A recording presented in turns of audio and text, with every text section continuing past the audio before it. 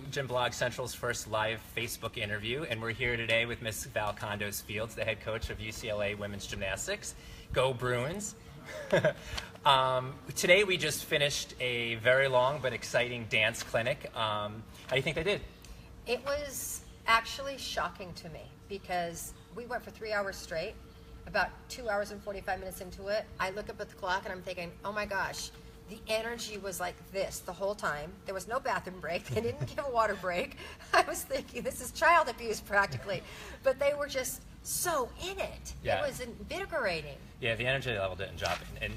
And I think just your stature of who you are motivated them to want to perform and to really impress you. So, which was good. And it actually, I'm hoping that when they go back to their gyms, that they carry that forward so that those that didn't come see that and it spreads. Because, you know, moving into higher level gymnastics, that performance factor is huge. It's huge. And when I come and do something like this, it's not about me teaching a skill. It's not about me teaching them how to keep their legs straight. It is simply coaching from the inside out and hoping to empower. Just plant one little seed. If Miss Val could come in and just plant one seed that they understand how to water to empower them as young, maturing women, then I've done my job. Well, and that's something I want to talk to you about. Before we actually started our real dance choreography, you sat and spoke to the girls, and you had them write down some fears and some mantra words so that they can bring into the gym to use to help with confidence. Talk a little bit about that session and what you want the kids to get out of that. Well, I am as you well know, and I don't know how many of you are watching know, but I come from the world of dance. I come from the world of performance art, and I was never a gymnast. And so what I feel like I can bring to this beautiful sport is an understanding of that we are artistic gymnastics, and that artistry comes from filling yourself up and being all that you can be and not trying to be like somebody else and not comparing yourself to someone else. And those are exactly all the life lessons that we all want to learn, especially that we're trying to impart on our youth. And to learn that through sport and through dance is, I think, one of the great schools, classrooms, to learn life lessons. So the first thing that I always want, like if the student athletes that come to UCLA don't learn anything but this, I just want them to get one thing. And that's life is about choice. And every single thing we do in life is a choice, and that starts with our thoughts. Every single thought we choose to feed, is a choice. And those thoughts are going to determine our actions, and that's going to determine what type of a life we have. Because once you get that, you can no longer be a victim in life. Once you take ownership of your life, then your whole world opens up. And coming from a dance world, one of my things that I love to tell people is just go choreograph your life. Because choreography is any intentional movement that starts with our thoughts. And it's like, I could see some of the younger ones kind of going like this, which is why I had them write it down, and I had them memorize it, and I had them repeat it. And it's just, once you get it, it's so empowering. Well, and that's something that I like that you did, and if this was intentional or not, and I'm so sure it was, is that whatever we discussed during that session carried over into the choreography and in the song and in their movements, and then the motivation behind the movements was that you were in charge. It's your choice. You make the decisions, not somebody else. So I like that transition, and I'm not going to give anybody away about what song we used or the type of choreography or the message of the dance, because you have to hire Miss Val to come do that for you. But I liked that it linked, and I'm hoping that the kids got that and made that connection, that it was their choice in all their movements, and they chose to make the movement. So that was great. So I want to kind of transition with that. Going into college, when you have JO athletes and you're recruiting, obviously you're recruiting some of the best in the country. What is the one thing with choreography or presentation that you're finding that you need to work on a little bit when you have your recruits coming in? You mean the freshmen? Yeah. When the freshmen come in? Yeah. Is it the presentation? Is it the artistry? Do you find as a whole there's a weakness with those groups coming up and coming into you? I find the weakness is in transitions. And first of all, I'm a firm believer that everything we do in the gym is to teach life lessons.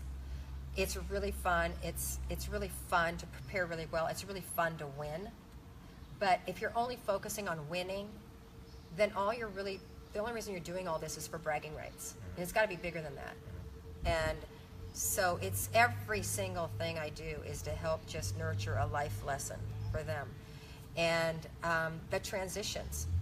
You know, I find a lot of gymnasts come in and they're great posing, but they don't know how to get from here to here. They don't, you know, they're never taught, does your arm go through first and fifth, or does it go straight up like that? Or, you know, and so in the transition, because there's no transitions, they let down. They break the magic. They break that tension. And it carries over to every single event they do. You know, especially being in bars where there's more, you know, there's one skill after another. But when you don't understand your transitions are as important as your skills or a pose, how you get there is as important as the pose. You've lost that tension and that thing that keeps this performance alive. And I don't think a lot of coaches and or choreographers fully understand that. I actually did an article for my blog on artistry and choreography and where the tenths come from. You know, we have 3 tenths in artistry that we can take. Where do those 3 tenths come from? In addition to rhythm, tempo, hoping that, you know, if there's a choreographer or a coach out there that reads that, that'll help develop their athletes into a more artistic gymnast. Because that was one of the things you had said, girls, you know, we do gymnastics, but do you know what kind of gymnastics you do? It's called artistic gymnastics. Right. And as a judge, you know, sometimes I look and I go, and then there's some where I forget to do what I'm supposed to do because I'm so drawn in, and that's what you want to do.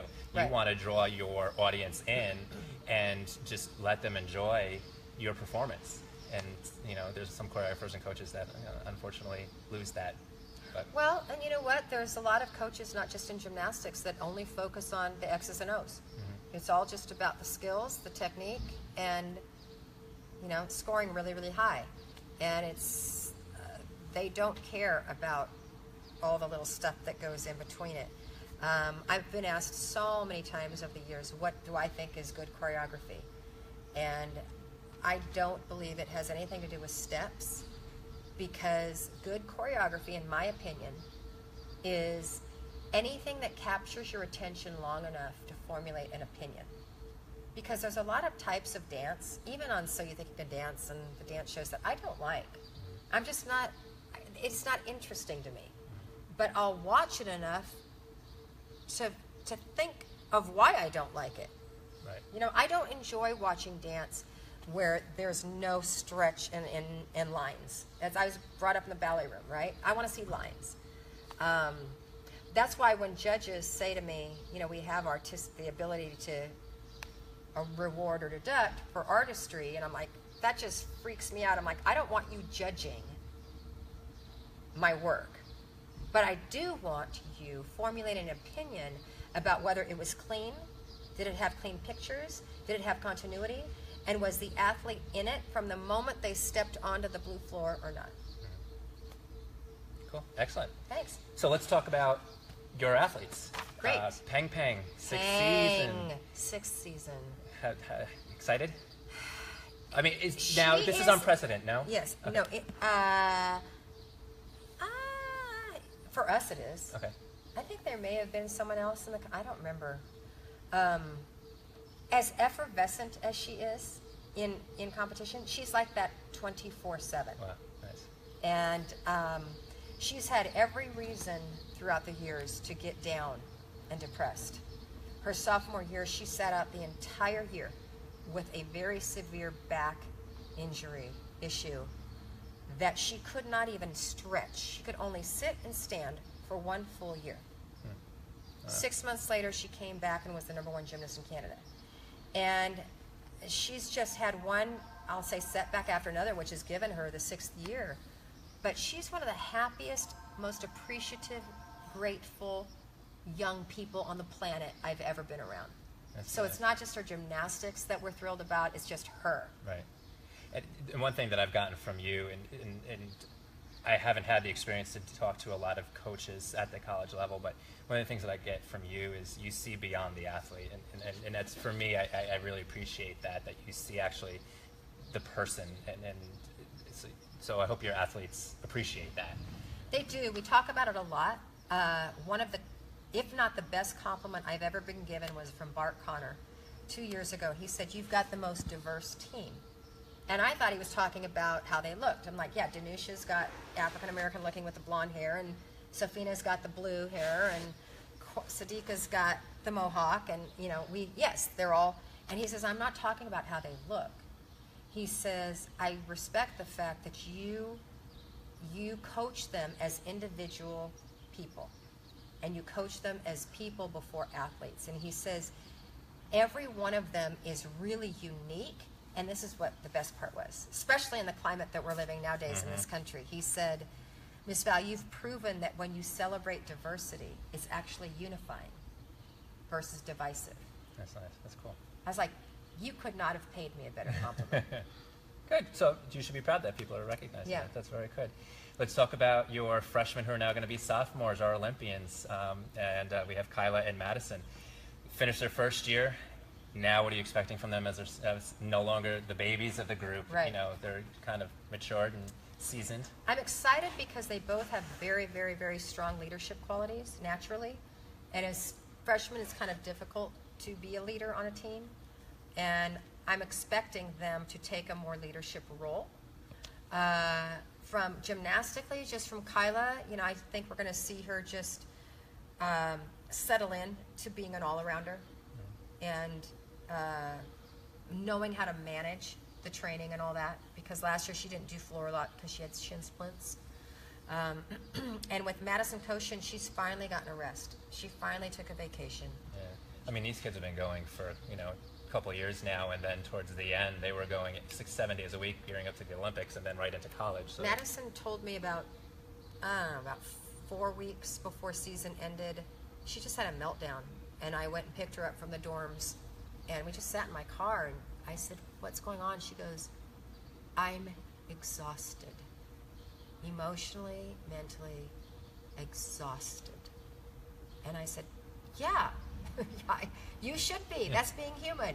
Yeah. And just, she was all on board with just micromanaging it, through season, but it was difficult. And she's got to mature. She's got to go through the maturation process. Her shoulder is not good. We've been doing treatments, and she's had some injections on that. And she just texted me. Actually, I ran into her in the airport. Oh, really? Flying out here. Yeah, nice. At DFW. I got off the plane, and I was like, I know you. So good to see her. So good. She was coming back from the ESPYs. Oh, cool. Yeah. And she goes, I have to figure out my shoulder because I have to be ready to go next season because we're going to win a championship. And I said, you go, Madison. And that actually leads me into my last question for you. 6 national championships. You have, an excellent class coming in. You've got some awesome girls returning for 6th season, continuing on as sophomores. What's it going to take for number 7? It's going to take for us to get we need a swagger. And I believe we don't have a swagger because the athletes that we had on vault this year were a bit timid. They were amazing vaulters. They just never got that swagger as a group. And we talked about it. I'm very transparent. We don't sugarcoat anything. We need the swagger. It needs to start from our leadership. It needs to be, Pang doesn't vault. Well, she needs to step in. Caitlin doesn't vault. Those are 2 of our strongest leaders. They need to step in and make that vault team understand that they're every bit as talented and fierce as bars, beam, and floor. And God love Randy. Randy just did everything. This is what I love about our coaches. I love the fact that when something doesn't work, they don't sit back and go, well, I told them 100 times it's their fault. They go, oh my gosh, what can I do differently? What am I doing wrong? I'm like, you're not doing anything wrong. We just have to find the equation, and it's going to take that And it's going to obviously take staying healthy. As you said, we won 6 championships. It takes talent. We have the talent. It takes staying healthy. Every coach does their best to try to ensure that. And it takes a team pulse. It takes that one pulse, that one heart, to make it all come together. And this part is really the hardest part to coach. They have all the different personalities. And they like each other. Right. But will they hold each other accountable outside of the gym? Sure. All right, I lied. I have one more question. Okay, let's do it. and you don't. You can be thumbs up, thumbs down, or the okay. I love that. The new change coming in with format. Uh-huh. You know, going into the regionals, super regionals, and I love it. Yeah, thumbs up. Thumbs up, because for us to pretend like we don't live in a world where it's all instant is being in the dark ages. TV wants 4 on the floor. And it's if those of you that are watching are not sure what's going on, they are changing, not this season, next season, the entire format of how NCAA women's gymnastics works, right from regionals through championships to NCAAs. They're going to start combining regional championships into 4 squads and multiple locations and start weeding out, and they're moving on to the next level. So it's going to be an entire change. So it's going to be, I think it's might make the season seem a little bit longer. Great. I think it's really going to give us the best top athletes that we can. I don't think make the season longer. That's what sports are all about. You have March Madness. How long does that thing go? You've got the World Series with softball and baseball. It's like, let's make us a sport. Yep. We are a sport, people. Let's train and compete well. I agree.